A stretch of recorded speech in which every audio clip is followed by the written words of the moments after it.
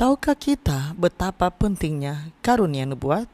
Ikutilah terus pelajaran hari ini agar kita dapat mempelajari pelajaran ini bersama-sama. Sebelum kita lanjut, mari kita nyanyikan lagu yang berjudul Masyurkan Karunia-Nya.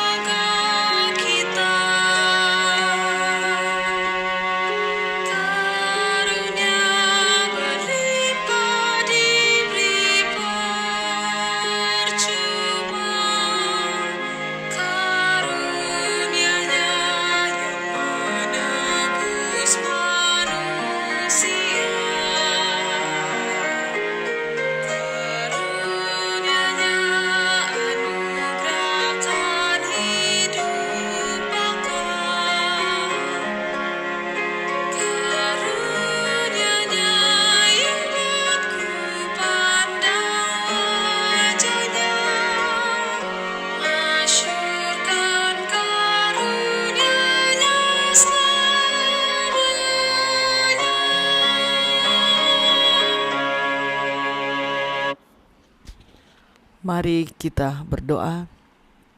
Bapa kami dalam kerajaan surga, terima kasih untuk kesempatan yang Engkau berikan untuk kami dapat mendengarkan sebagian dari firman-Mu.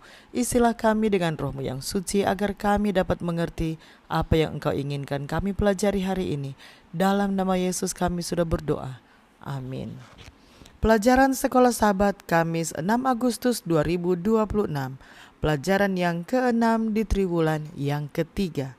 Judul pelajaran Sekolah Sabat kita untuk hari ini adalah Karunia Nubuat. Karunia Nubuat menempati tempat yang menonjol dalam pembahasan Paulus tentang karunia-karunia rohani.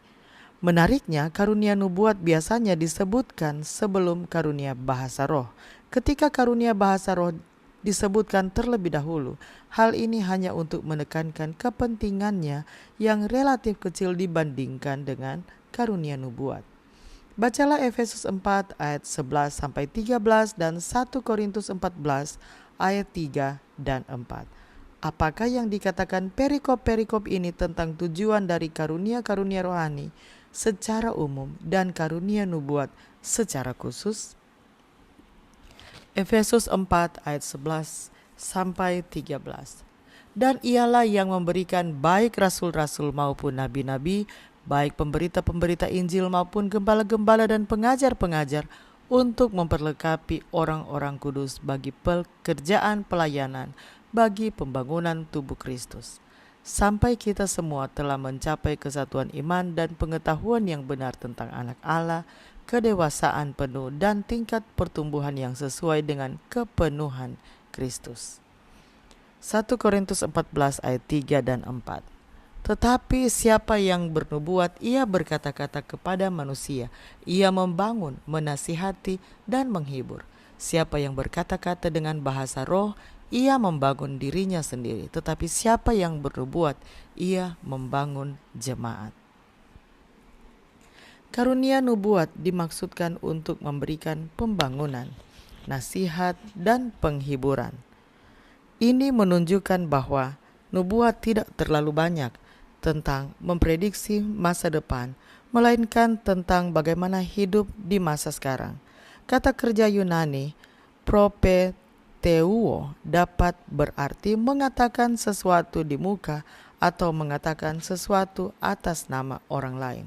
Sebagai contoh, makna pertama terlihat dalam Kisah 2 ayat 29 sampai 31, di mana gagasan bahwa Daud adalah seorang nabi dijelaskan sebagai melihat ke depan. Makna kedua terlihat dalam Kisah 15 ayat 32, di mana Yudas dan Silas diidentifikasi sebagai nabi. Nubuat mereka bagaimanapun terdiri dari memberi semangat dan menguatkan saudara-saudara itu dengan banyak nasihat. Dari Efesus 4:11 ayat 11 sampai 13 kita belajar bahwa karunia-karunia rohani tidak berhenti pada era para rasul. Karunia-karunia itu akan tetap ada sampai akhir zaman. Kisah 2 ayat 39. Namun, jika seseorang mengaku sebagai nabi, ia harus dievaluasi berdasarkan Alkitab.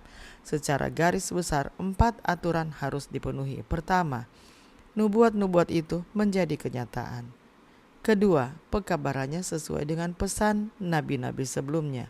Ketiga, kehidupan sehari-harinya menunjukkan komitmen kepada Kristus. Keempat, Yesus berkata nabi-nabi palsu akan dikenal dari buahnya. Hal ini juga berlaku bagi nabi-nabi sejati. Kitab Wahyu menunjukkan bahwa karunia nubuat adalah ciri khas dari jemaat sisa. Wahyu 12 ayat 17 dan Wahyu 19 ayat 10.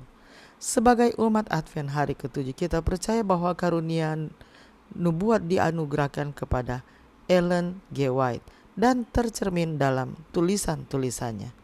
Apa sajakah alasan yang kita miliki untuk percaya pada karunia kenabian Ellen G. White? Pertanyaan apakah yang masih tersisa mengenai peran dan wewenangnya?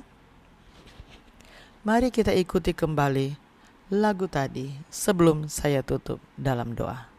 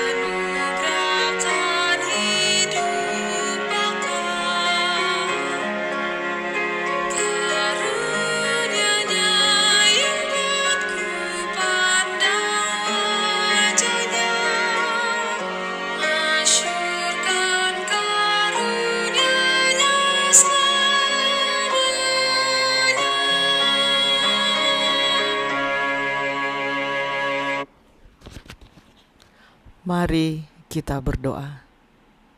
Bapa di surga, kami memuji Engkau karena Engkau adalah kali kami. Terima kasih untuk pelajaran hari ini tentang karunia nubuat. Ya Tuhan, kiranya Engkau dapat menuntun kami ya Tuhan dalam kehidupan kami sehari-hari untuk mempercayai apa yang telah disampaikan oleh nabi-nabi yang kami dapat pelajari dalam kitab suci. Ya Tuhan, kiranya Engkau dapat menuntun kami dapat membedakan nabi yang berasal daripada-Mu dan nabi-nabi yang palsu agar kami tidak akan mudah untuk disesatkan. Ya Tuhan, kiranya karunia-karunia rohani yang Engkau berikan kepada kami dapat kami masing-masing gunakan hanyalah untuk kepujian dan kebesaran bagi nama-Mu. Terima kasih ya Tuhan untuk segala karunia Engkau berikan kepada kami. Di dalam nama Yesus kami sudah berdoa. Amin. Demikianlah bacaan pelajaran Sekolah Sabat Kamis 6 Agustus 2026. Sampai bertemu di bacaan pelajaran Sekolah Sabat selanjutnya. Tuhan memberkati.